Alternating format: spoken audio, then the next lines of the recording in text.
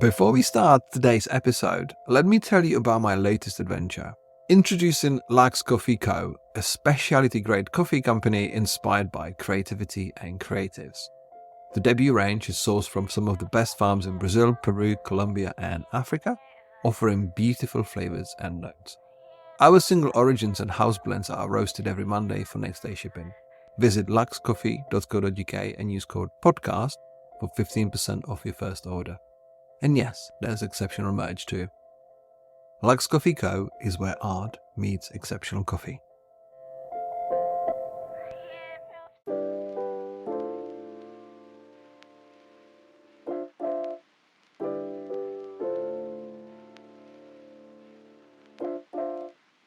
And they come across business coaches, even in the creative industry, that are telling them you have to productize, you have to streamline, you have to look for the profit, and you have to create this cookie cutter machine thing that kills all creativity and kills the thing that got them there. I honestly believe you have to have some structure, yes, but a creative business cannot be structured like any other business.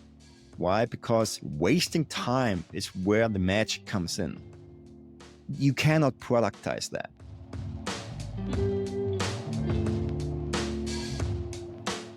Welcome to Mindful Creative Podcast, a show about understanding how to deal with the highs and lows of creative lives.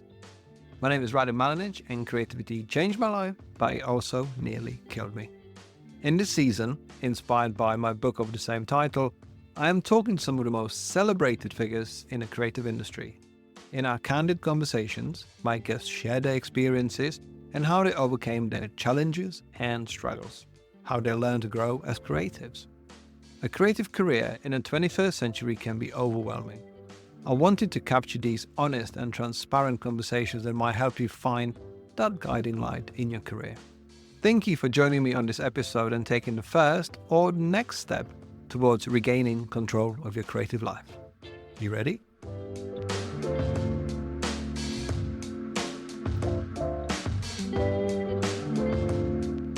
My guest today has built the global branding studios, branded countless TV stations, and won even more awards. But he's decided to move on in his career and now helps other creatives to unlock 6 to 7, even 8-figure opportunities.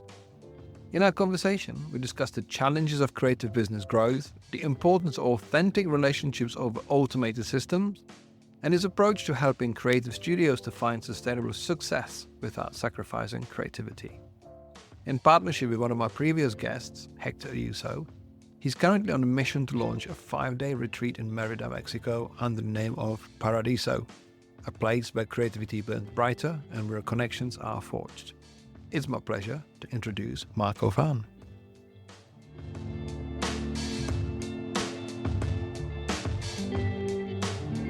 Hey Marko, it's nice to have you on the show. How are you doing today?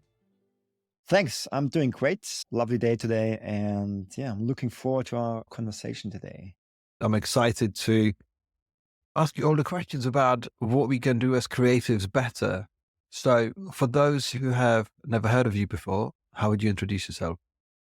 First of all, thanks for having me on the show, Adam. It's an honor. Really stoked to be here. I'm a former business owner. I now coach people. I wouldn't say I'm a business coach, but I'm more mentoring creatives, studio owners, things like that. I had a broadcast design studio, sold that exactly 10 years ago. And from then kind of got pushed into coaching, consulting, and mentoring people. So you've been coaching for 10 years, mentoring for 10 years. Is that right? That's about right, yeah. Mentoring, coaching for the past 10 years, yes. Speaking a bit, yeah. That's an interesting career because I know you had a studio which got successful fairly quickly, but then people might be wondering, why would you leave studio which you've built and got successful and got to the point where everyone would be actually wanting to do this? What happened? Great question. And it's why I actually got into coaching is like we were super successful. So a little backstory here. It was a broadcast design studio and we branded like the biggest TV stations on this planet, literally. And we actually get to like super successful within 18 months. We had like German TV station, we had Chinese TV station, we had a few TV stations in the Arab countries and a few in Europe. So it was just awesome, a great time. But we got super successful in a very short time frame. And it changed the relationship between me and my partner. And it didn't take long for us to realize that our value structure is actually different. We didn't pay any attention to that before, right? We just two people opening a studio, and it was amazing time. But then when success comes in, and there's a lot of pressure, like $1 million deals, things like that, you're under a lot of pressure. So what happened was we all fall back to our standards. And my standard back then, because I was 10 years younger, no family, no responsibilities whatsoever, I wanted to take big risks. I said, hey, 4 million, 18 months, that's amazing. That's a great starting point. And for my partner, which had a family, a lot of responsibilities, it was quite the opposite. He wanted to scale down again. It was too much risk for him, things like that. And that's when the relationship actually crumbled. And at some point, I would say we were forced to actually split apart. And yeah, that's how I ended up where I am now. That's why I left the company and tried to start something new and got into a new field. So how did you get into TV design? How did you, obviously, was there a prequel to this? Did you guys, because how did you get to do this? Because like you mentioned China, you mentioned Euro, Germany, and like how did you get those clients straight away? Because obviously if you mentioned within 18 months to get to 4 million, that's a big runway. That's a big jump. But obviously that would have shaken up anyone. So you got more risky and more ambitious because I'm sure high on dopamine and adrenaline going, wow, but your business partner goes, can we be a bit safe? So what's the background between the work that you were doing and before? So I got into this industry by accident, I would say. Right out of school, applied for a few studios, worked at a few studios doing freelance in New Zealand, Australia, Europe.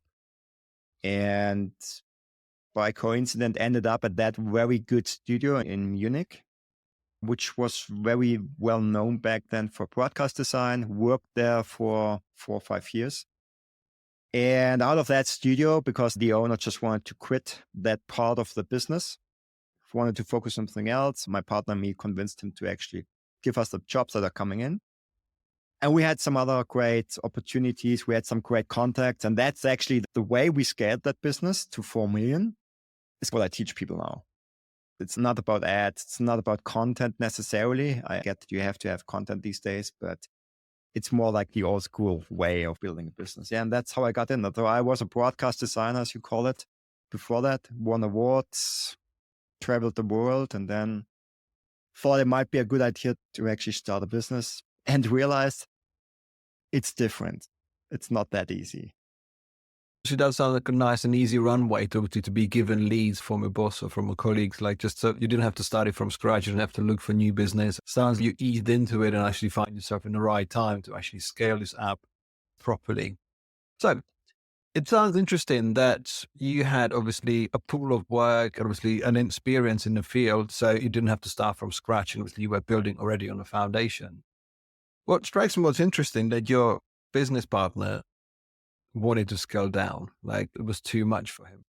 Sometimes we wish about the turnover. Sometimes we wish for the turnovers we try to hit. Sometimes we want that sort of dream client list to be populated and ticked off. But when we get there, it's like scaling up a mountain and going there. The view is not that great. It was really hard to get here and I'm here and I'm aching. What do I do next? Was it a bit for him like that? Was it really crazy? Did you have to like scale personnel? Did you have lots of dependencies and that kind of stuff, like with staff and all of that stuff? What was that point where obviously on paper, this sounds amazing. So you got 44 million in 18 months. That sounds like a dream. What was his thing, if it's okay to ask? I can't really speak for him, but my reasoning is that he was 10 years older than me, like more experienced, smarter than I was back then. And I get it now. 10 years later, I totally get it. I think that taking big risks is part of being successful. However, as you said, it's like when you're up there, it might not be what you wanted. I realized, or he at least realized, and I realized this way later, is that having like 30 people, not on staff, but freelancers, and it's a lot of money you spend every month. And you have to feed the beast. You have to feed the engine. Like you have to keep the engine running here. And also we did work primarily with freelancers. We also felt a responsibility for them. It's not like we just wanted to let them go. So we had to get in jobs and it worked, but there's always this Damocles sword over your head. It could just fail and then you lose everything. I get why he wanted to scale down, because we were at the point where we could actually cherry pick who we wanted to work with and maybe even raise the prices, things like that. So that could have been a strategy. We didn't get to this point. The reason was because the relationship really crumbled. We weren't able to align each other again. And so we just had to go different ways. I understand that feeding the beast and getting the work in just to feed the beast can feel really cruel sometimes. So looking back, I wasn't necessarily happy. I was just proud of what we have built. And I thought, okay, what else could come there? And I wasn't convinced that that's the end. And I think it wasn't. But looking back, I wasn't happy. I was working 16-hour days, 6 days a week, that kind of thing. And looking back, I was younger, I was ambitious. I know why I wanted that. I wanted to push for it. But I honestly believe if we would have kept doing that, it would have killed me at some point. We'll be back after a quick break. If you're enjoying this podcast and would like more support and information on your creative journey, you can pick up one of my books to help you do just that. My titles cover branding, graphic design, illustration, all the way to career business advice with ideas how to navigate the highs and lows of the creative process. You can pick up signed paperbacks at no extra cost from my store at novemberuniverse.co.uk, and we are shipping worldwide. Use code PODCAST for extra 10% off your order, and you can find the links in the show notes. Any day should be a new book day.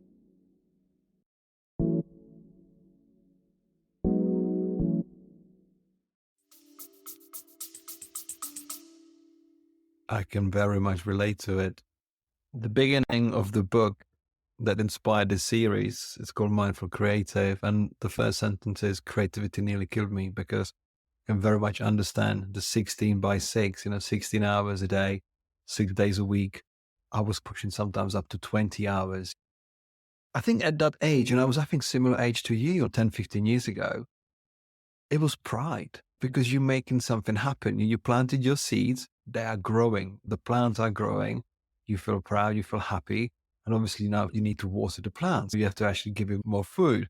So you're working yourself in that spiral when you realize I'm just working for the sake of working because I've earned some money. You're pushing yourself in life. So you buy property, you spend all your money, then the big tag bill comes up and you're like, this is a vicious cycle. How do other people do it? Because you're going to look around and go in, I feel everyone's got it really good. And I'm really struggling here, even though it looks good on the outside, which is confusing. So it's interesting you said it would have killed you, because I'm sure that there is many people in that situation still today, even though we've got more awareness, because there is a survival, isn't it? There's a bit of a survival instinct that once you got this going, there is no, what we call safety net, like no one's holding your back. There's no trust funds to lean against and say, you know what, I'll give up my work for an hour, or I want to go to a shitty job.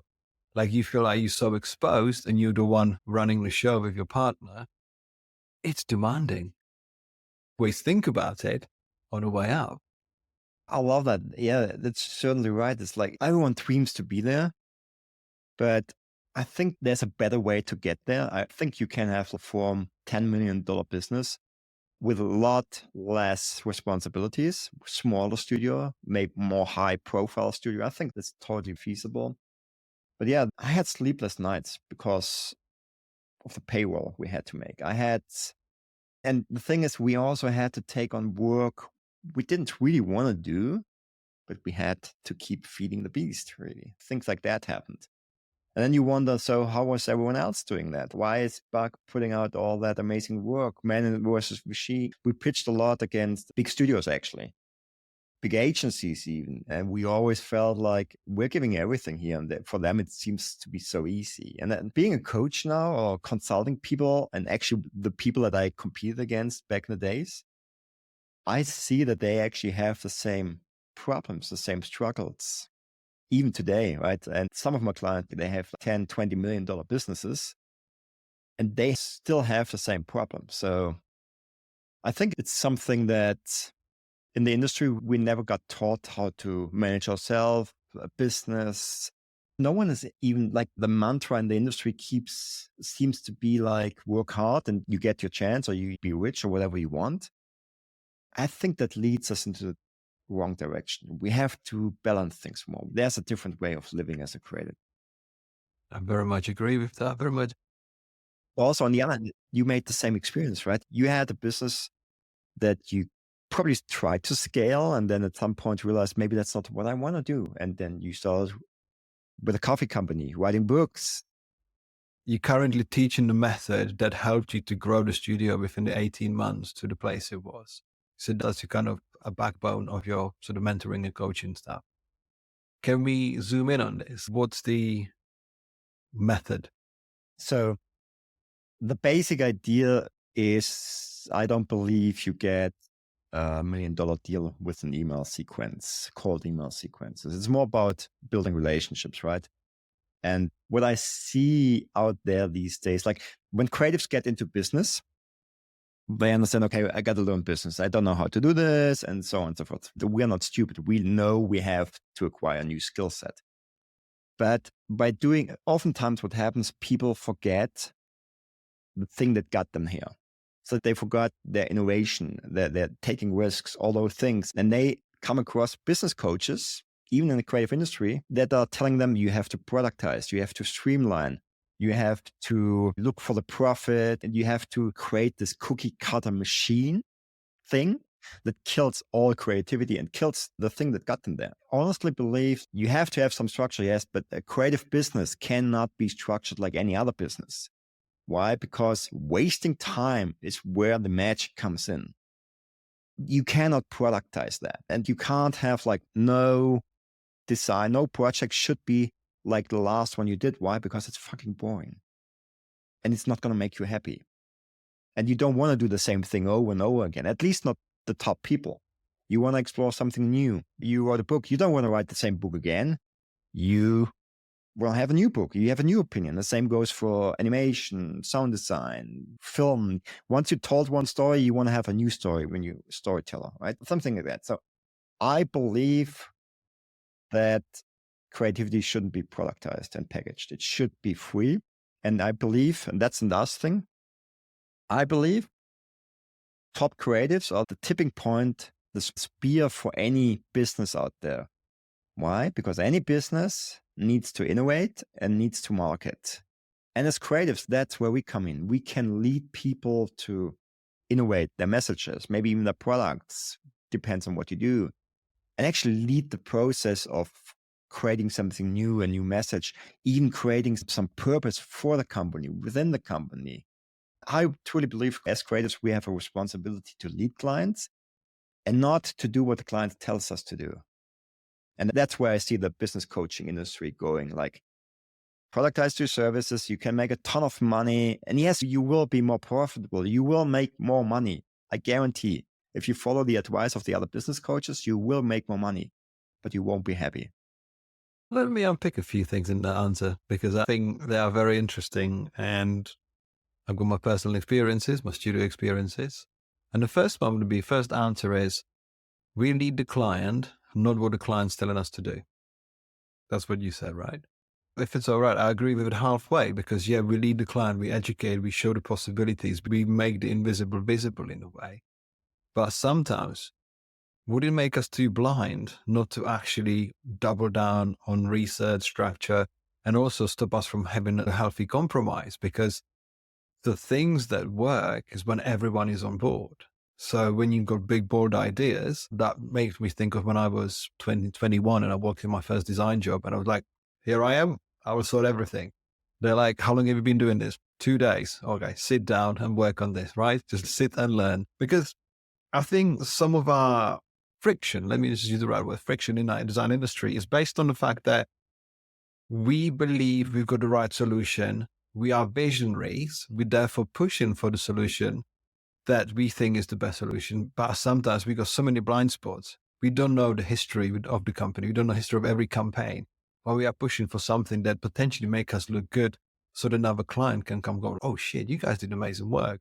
But you end up with an unhappy client and something that potentially fails because you bulldozed the ideas. How much of your bold vision for your clients, for your studios, involves a buffer for compromise, setback, rejection, because with bold approach, it's a bit like live by the sword, die by the sword. It's quite strong. So how do you go about it with your clients?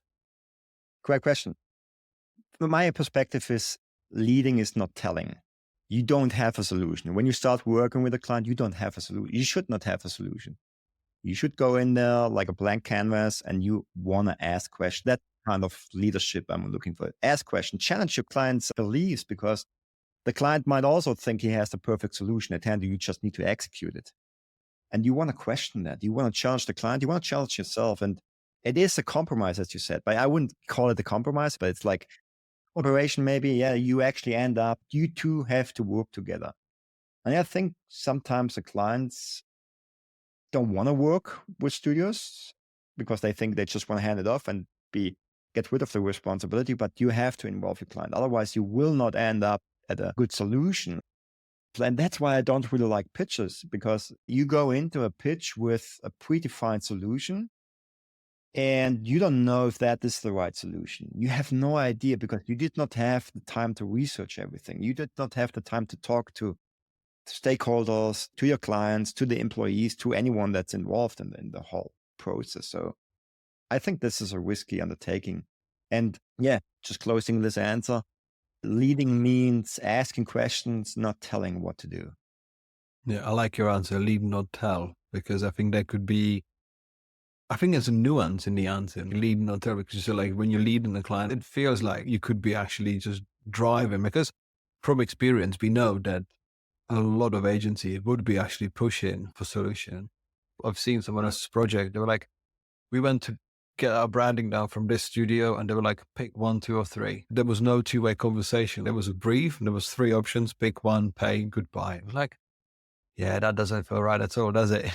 You mentioned the word relationships, and meaningful connections and meaningful relationships is something that carries every business for 10, 20, 30, 40 years, because we are obsessed with new business. Like, new business seems to be, we don't have to go too far on LinkedIn going, get more leads, get more deals, get more that. As you said, £1 million budget doesn't land you with an email sequence. There's so many sharks who are now going, okay, by lead generation, like we're going to send 600 emails a day to blind prospects. I know you might have 6 meetings out of this. And that's fundamentally wrong, because as creatives, would you agree? Creative work it's like you need a yin and yang. You need that creative partner in the form of a client to actually enable them to flourish and to be better, because chasing blind leads with an email sequence, it just seems so nonsensical that it somehow should be just scrapped. It should, but then at these times, like it's challenging time, like we are in a depression. There are no jobs out there, at least that's what people believe. There are no jobs out there.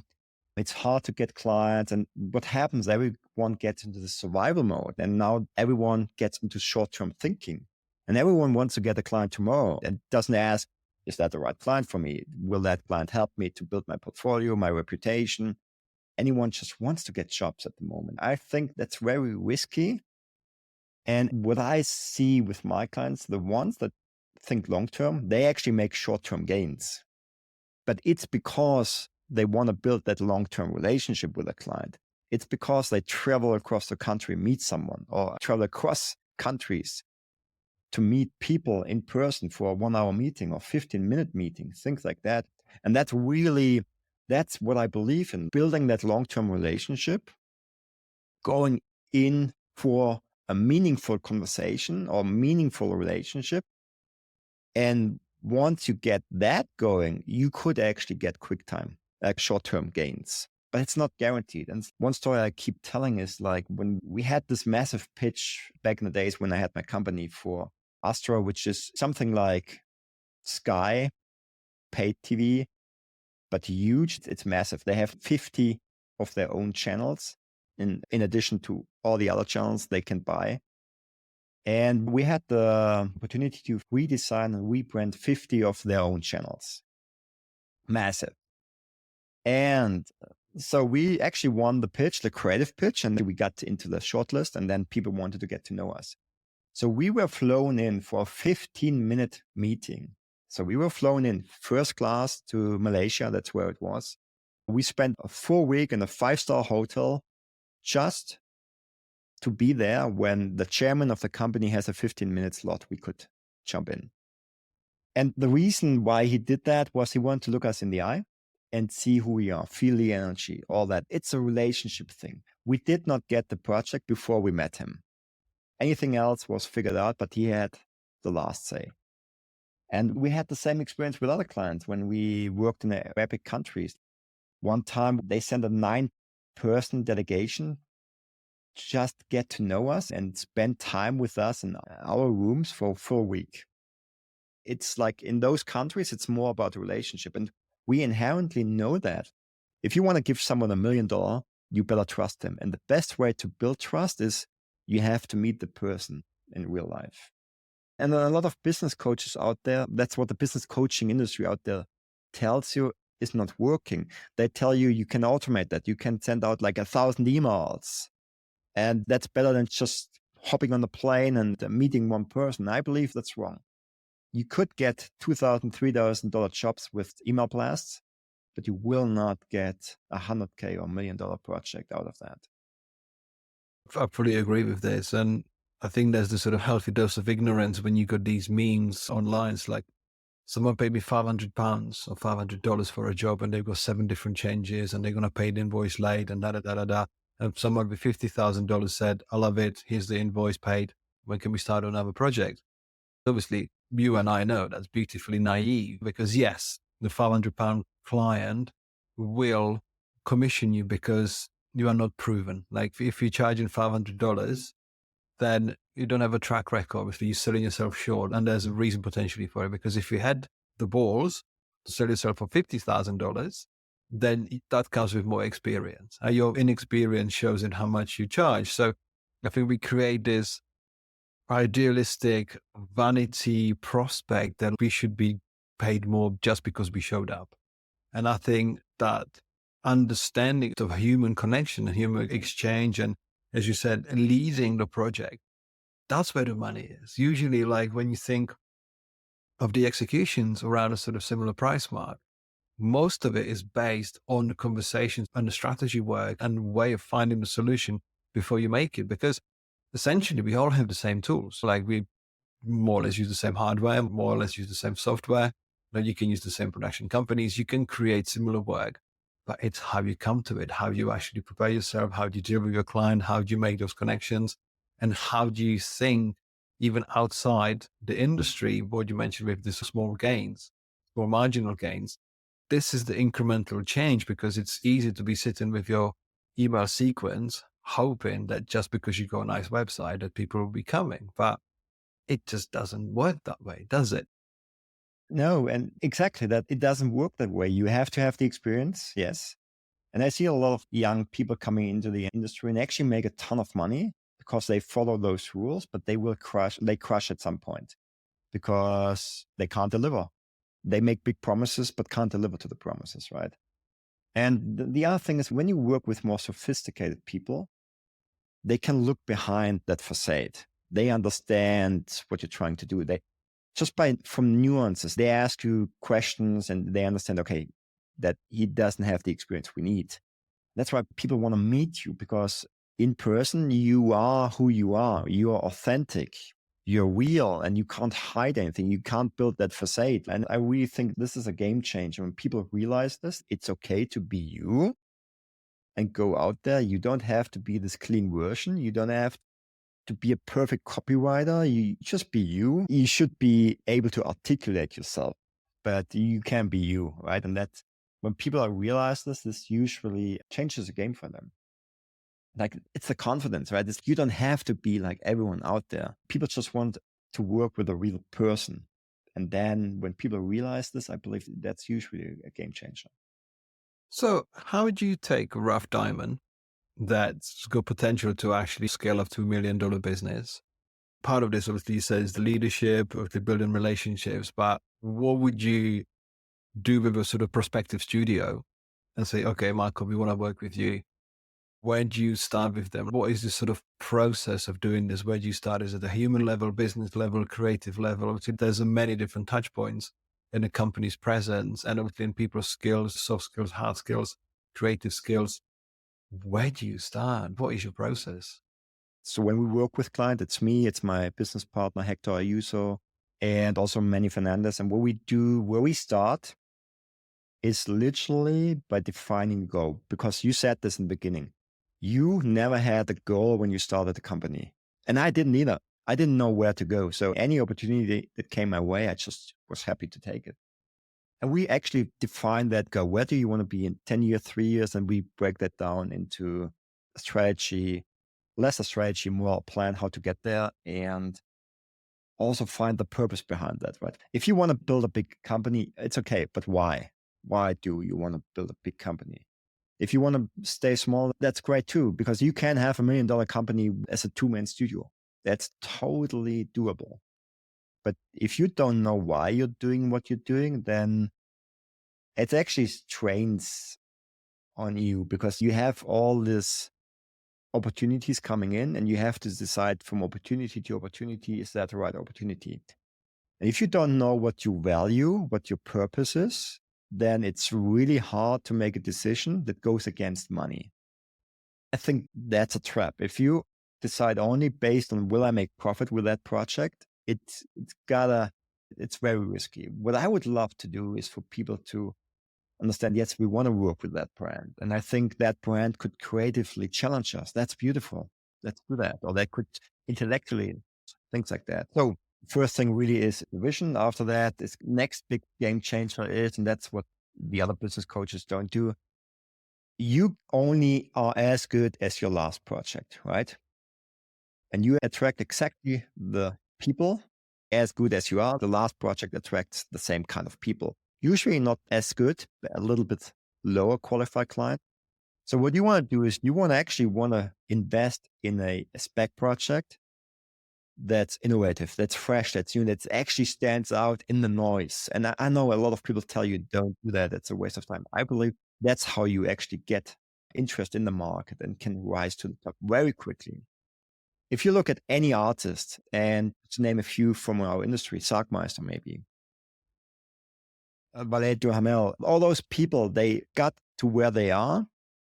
Even Marcel from State Design, they got to where they are by investing in their craft. They wanted to create something big, and they didn't just wait for the next client to fund the next project.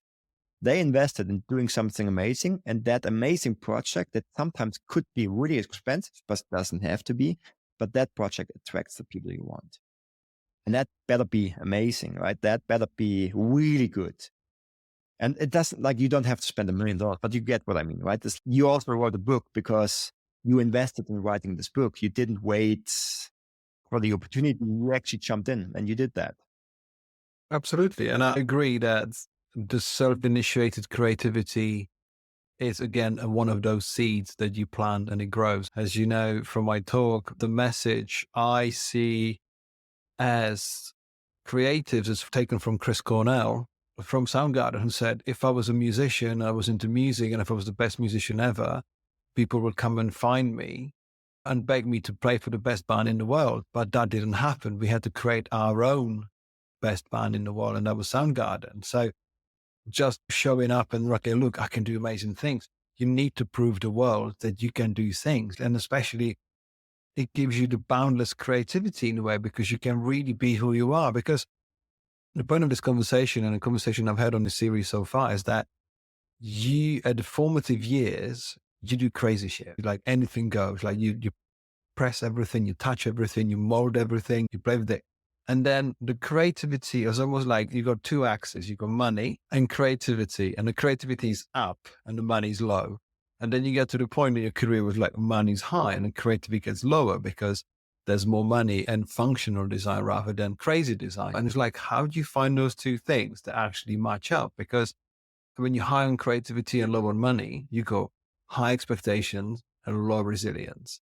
When you're high on money and low on creativity, you go high resilience and low expectations. That's what it is. Because obviously you're working towards the fact that the work's not going to be crazy. Therefore, it's there somewhere in between. But would you say being aware of your strategy, aware of your values and your goals, that doesn't come out of the book because our initial cognitive vision is forked with creativity and the enthusiasm?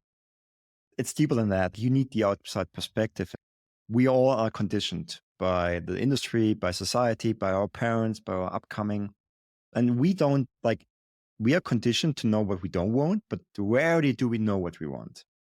You know what you don't like tonight for dinner, but you probably have a hard time thinking about the thing you actually want to have for dinner tonight. And it's the same for the business.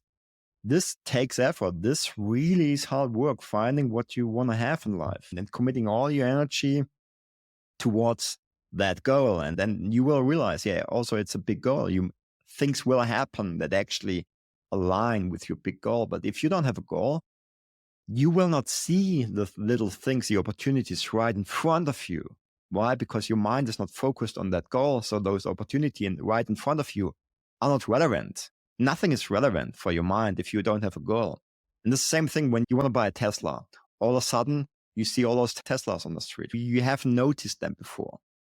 And that's how the mind works. So you want to have a goal because that focuses your mind to find ways to get there faster, easier, more comfortable. And those are the things I teach people as well. So there's a lot of psychology involved because we literally stand in our own way because we have blind spots, which are caused by no focus. And we have all that baggage. And that baggage that we have collected over the years, that's why the creativity goes down when the money goes up, is because we had some bad experiences and our mind doesn't want us to repeat those experiences. Although we know those experiences actually got us where we are.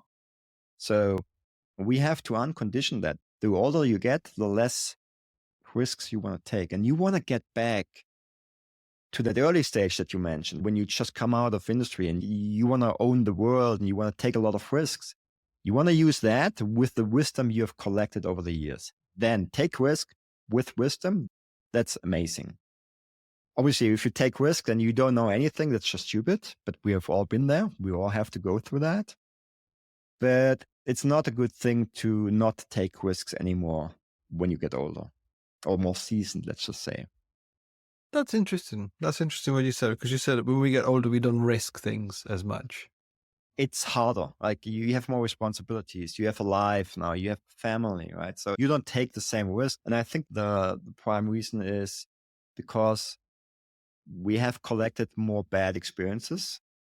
So we naturally we naturally rule out some of the risks because we have made a bad experience. So for example, I made a very bad experience with my first business partner.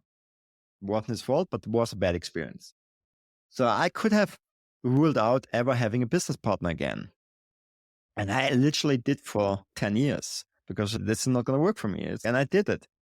And now I met Hector. And I mean, that's an amazing experience meeting Hector and Manny, my new business partners. I'm in this. And it's such a liberating experience now, having people that think the same way, act the same way, say the same things like I say, and actually have the same goal and the same broad vision behind that. And that's what I mean. I literally ruled out having a business partner for 10 years. I didn't want to take the risk again. I was hurt. I didn't want to take the risk again. Interesting, because I think we're going to zoom in on the risk and the goal. Because, jumping in unprepared, trying to make things work out, especially at the younger ages, is because it's that magnetic energy that wants you. Like, there's something I've seen other people do. I'm sure I can do it too. Only to find yourself really taken aback, literally wiping out on that surf wave, going, these waves are the biggest I've ever surfed because I can't surf. And that's why I'm wiping out. So I think that's more naivety. That's a lack of experience. That's not necessarily even like a risk. It's more like you're putting yourself at risk of doing something really bad. Whereas if you want to achieve a goal, there's going to be barriers in a way. There's going to be things. You have to identify a big mountain of like, how do I get to that top? Where is my top? So I feel from personal experience that I had to follow my goal, and therefore I had to put a risk in place. Like, you don't win by being vanilla. You don't win by doing the same thing over and over again. This doesn't work. So how do you people to identify a goal, and how do you put an element or this risky investment, or how do you actually empower or enable your clients to do this? Because I feel like risk and a goal are kind of together, like there are two elements that they add up. So I always tell people like your goal is outside your comfort zone. It's what's called the risky area. It's somewhere there. And the beauty is you don't necessarily need to know what your goal is just yet, but you have to get outside of your comfort zone. And I actually realized earlier this year that I was totally in my comfort zone. As a consultant, coach, mentor, I made really good money, but I got bored. And I was in my comfort zone. And then I did something that actually got me out of my comfort zone. I didn't know what I wanted. I didn't know where to go. Should I scale my business? Should I get people in, other coaches, whatever? I didn't know what I wanted, but I knew I had to get out of my comfort zone. So I reached out to Hector Ayuso, the founder of OFFF, which I didn't know, to have a speech panel at this last conference. And that got me out of the comfort zone. I haven't done this before.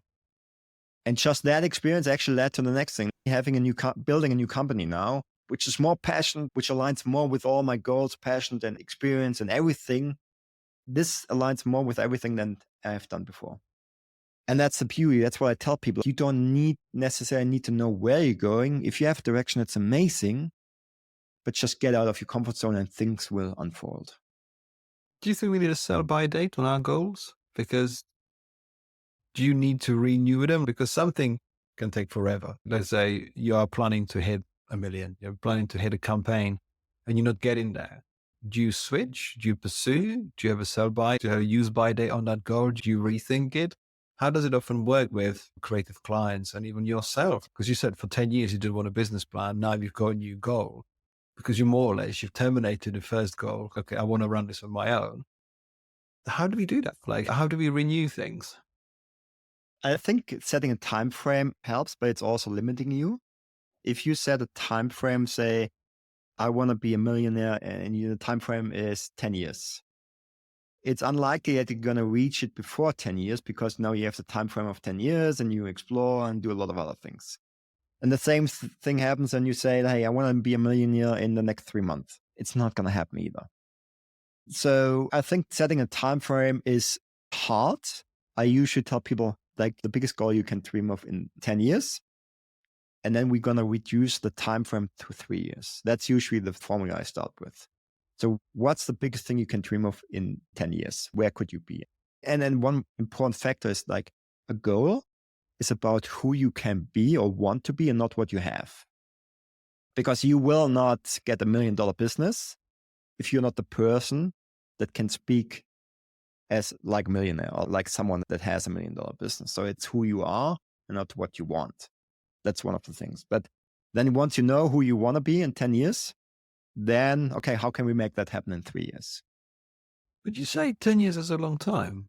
10 years, like where do you want to be in 10 years? Because we change as people. We change the things personally. What I wanted 10 years ago, I've accomplished them maybe quicker. Some other things took me 20 years to do. And I wish I've had them quicker because the goal changes, like it emulates some other values and other qualities. And I think it's interesting that you said, okay, where do you want to be in 10 years? I'm making it in 3 because we live in a very fast-paced world. We are hyper-connected.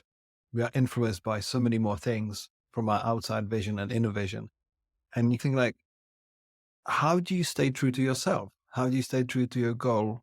And how do you police it? Because you can be very focused on what you're trying to achieve, but we live in a world of shiny things. There's a lot of interesting things. Like, how do you police that discipline of pursuing a goal and obviously sticking at least to that 3-year runway? What I believe in is that being your authentic self is not like this fixed solid thing, but it's evolving to who you are, your authenticity, who you are, you evolve as a person.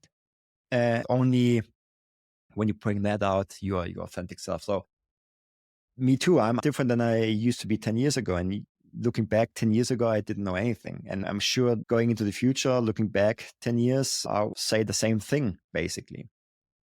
I think How can you make sure you always follow your goal? It's like the goal shifts, it moves, and that's okay because it evolves too. And sometimes when you are at the point you're getting close to your goal and you realize, oh, that's not what I wanted. It doesn't feel right.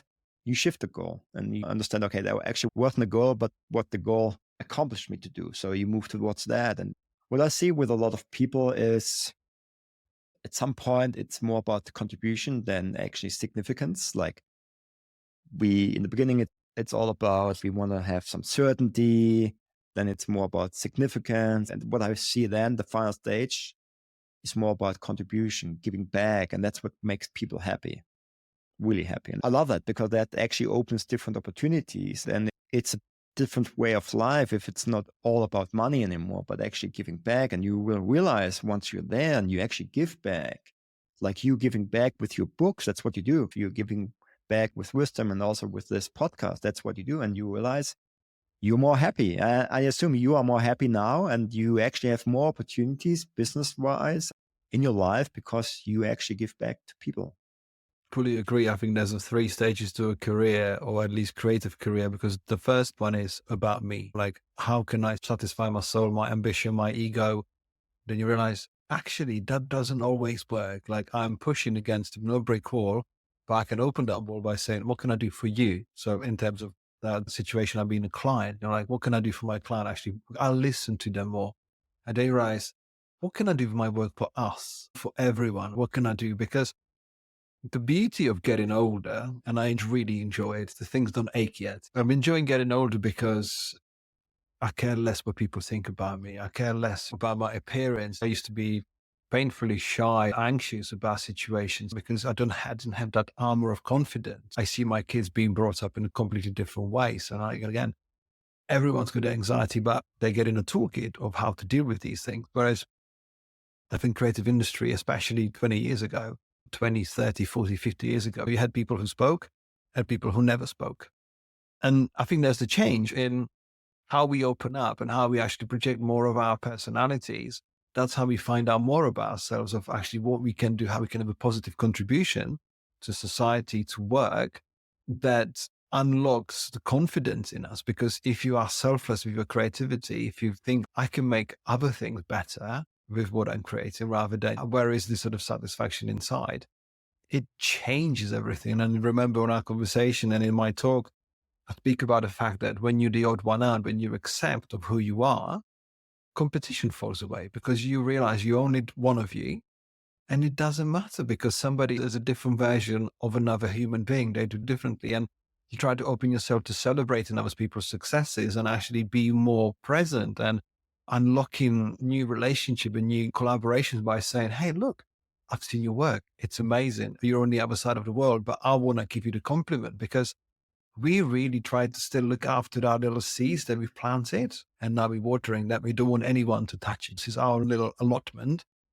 Don't look in here. Don't touch this. Don't be part of it. Whereas, hey, look, this is what I've created. This is what I've planted. This is what's growing.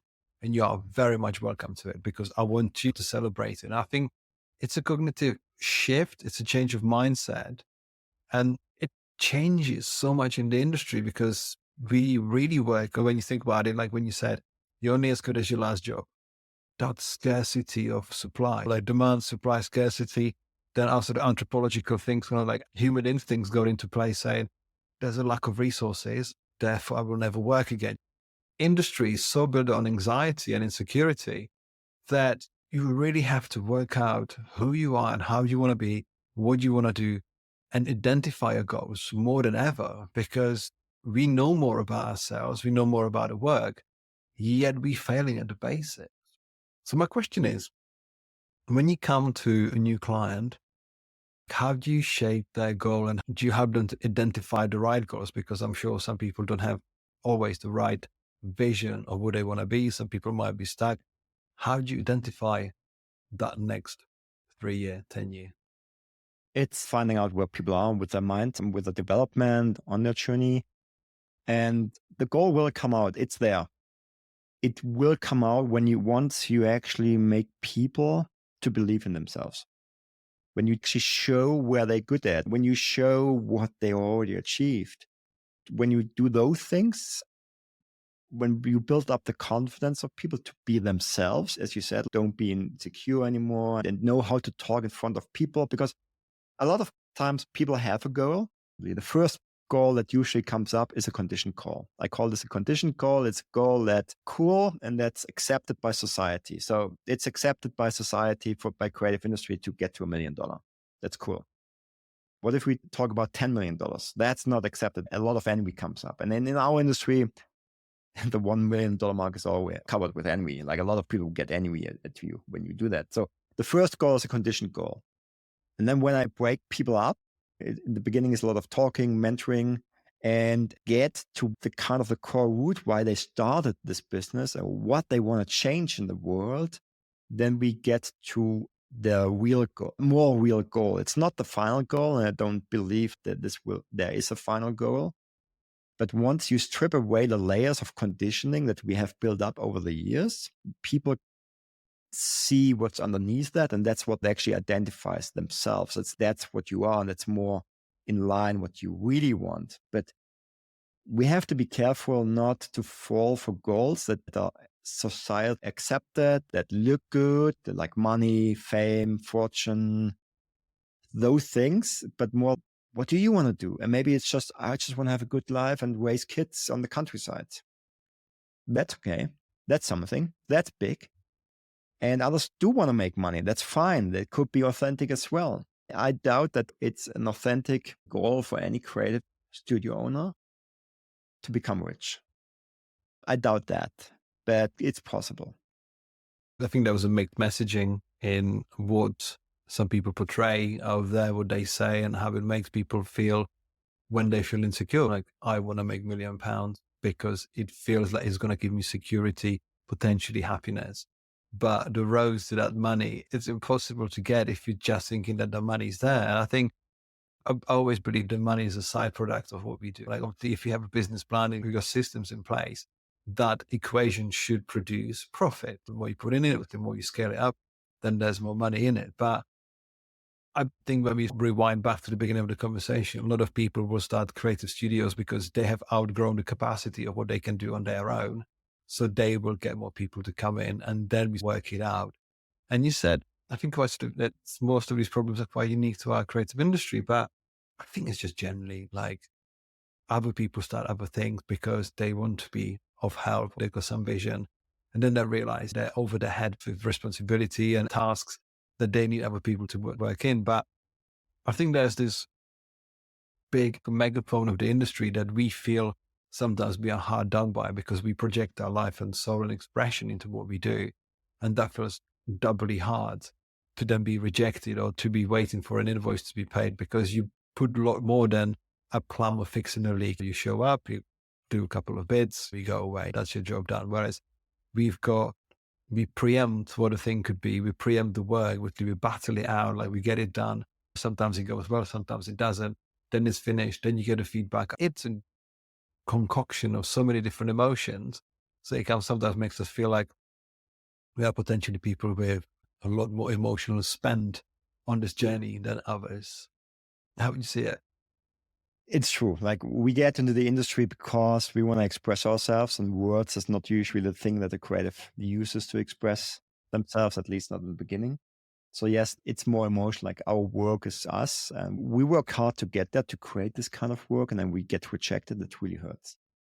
But that only hurts because you attach yourself to the work. And that's another thing, is like, why would that work be you? It's just, it was you like a month ago, a week ago. You would do a different thing today. So it's not you anymore. It used to be you. That's one way to think, to reframe the whole thing. Yes, that was the best I could have done a week ago, but today I could do something different, something else. So you want to detach yourself from the work to some extent. On the other hand, your work, your personality has to go in there. Otherwise, it's not authentic. It's not you. It's not special. It gets boring if your self is not in the work. And I believe it's hard.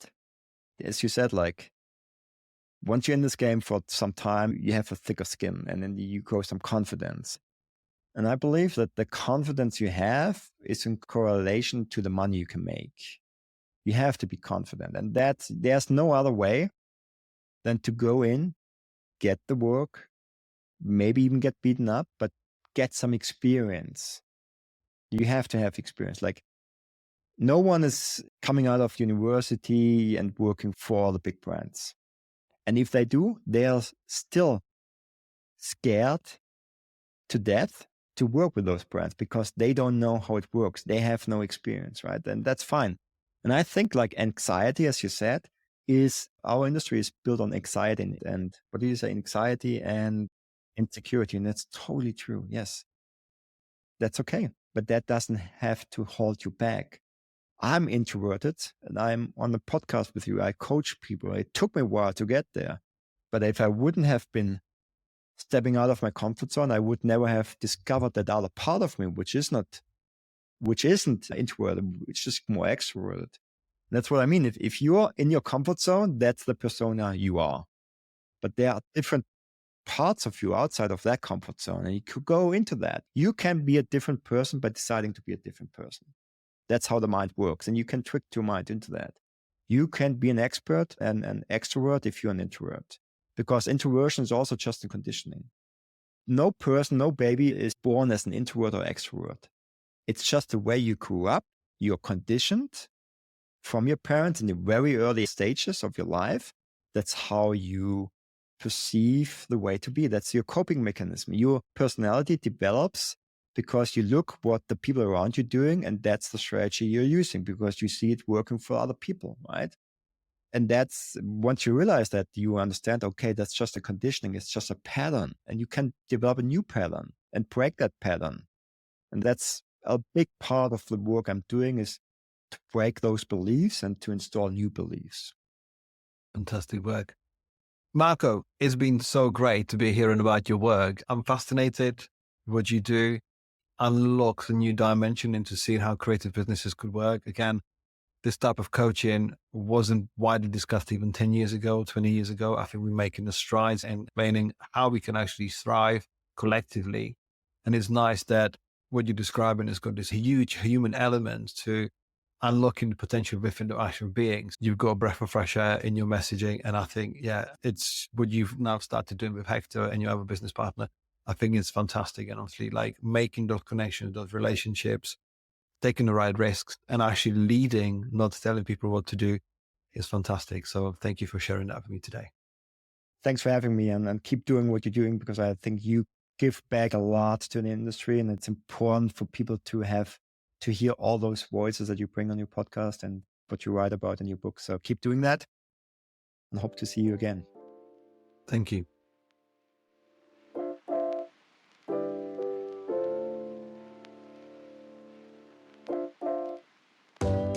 Hey, thank you for listening to this episode of Mindful Creative Podcast. I'd love to know your thoughts, questions, or even suggestions, so please get in touch via the show notes or social channels. This episode was produced and presented by me, Radim Malinic. Editing and audio production was masterfully done by Neil McKay from 7 Million Bytes Podcast, and the theme music was written and produced by Jack James. Thank you, and I hope to see you on the next episode.